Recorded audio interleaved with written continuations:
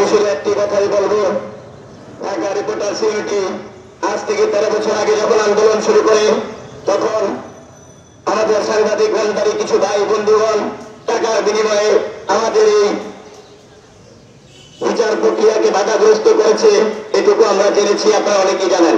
আমার দৃঢ় বিশ্বাস, বর্তমান সরকার, যেহেতু এই সরকারের প্রতি জনগণের আস্থা আছে, আমি এটুকু বলবো, বিগত 13 বছরে যে সমস্ত স্বরাষ্ট্রমন্ত্রী আহ্বান দিয়েছিলেন যে 24 ঘন্টার মধ্যে সাগররুনি হত্যাকাণ্ডের বিচার হবে, 48 ঘন্টার মধ্যে হত্যার বিচার হবে, কিন্তু সেই হত্যার বিচার হয়নি।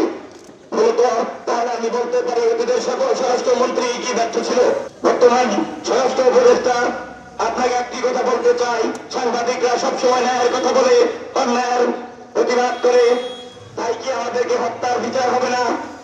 আর কত বছর অপেক্ষা করব? একে একে 1 বছর 2 বছর নয়, আমরা 13টি বছর অপেক্ষা করেছি।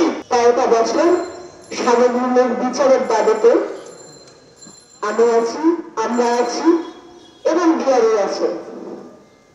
13 বছর না, আরো বহু বছর আমাদের যদি থাকতে হয় আমরা থাকবো, কিন্তু কেন থাকতে হবে প্রশ্নটা সেখানেই। আমরা কেন এইভাবে বিচারে চেয়ে যাব দিনের পর দিন, বছরের পর বছর?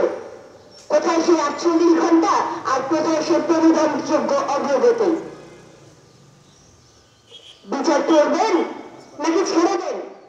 রাতকে অনুরোধ জানাবো, বিচার করতে না পারলে করার দরকার নেই, আপনি ছেড়ে দেন, আপনি মার্চে ফিরে যান, আর সময় নেবেন না।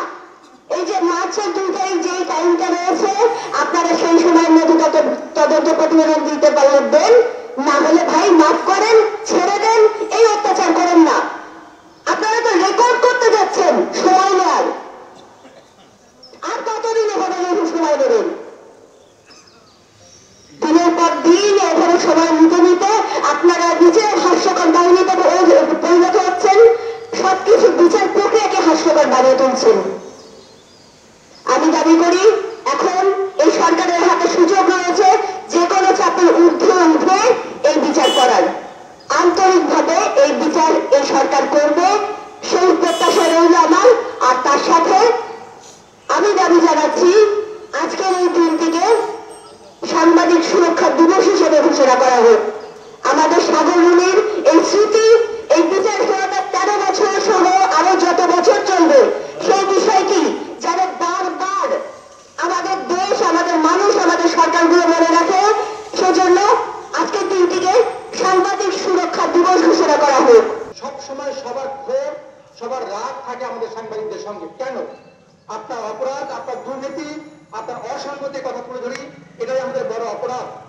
না হলে আপনার সব রাজনৈতিক দল, সকল সরকার একই মত পথ ভুলে এক জায়গায় দাঁড়াতে পারেন, কিন্তু আমাদের সাংবাদিক সমাজের কোনো যে আবদার, আমাদের যে বিচারহীনতা সংস্কৃতি, সেটি কেন আপনারা প্রতিরোধ করতে পারছেন না?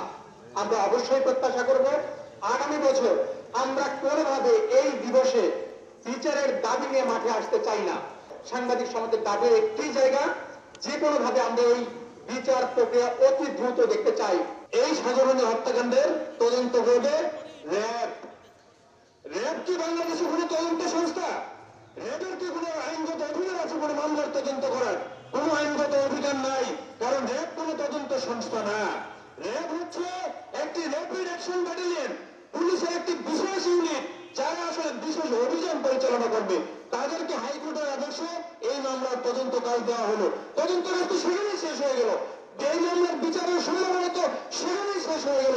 অর্থাৎ রাষ্ট্রীয় সিদ্ধান্তে আগত আদালতের মাধ্যমে এই সাগররুনি হত্যাকাণ্ডের বিচারকে একটি ফ্রিজে বন্দী করে রাখা হলো, এবং গত 13 বছর আমরা দেখলাম সেই ফ্রিজ থেকে আমরা যত আন্দোলন করি, সেই ফ্রিজ থেকে এই মামলা কিন্তু বের হয় নাই।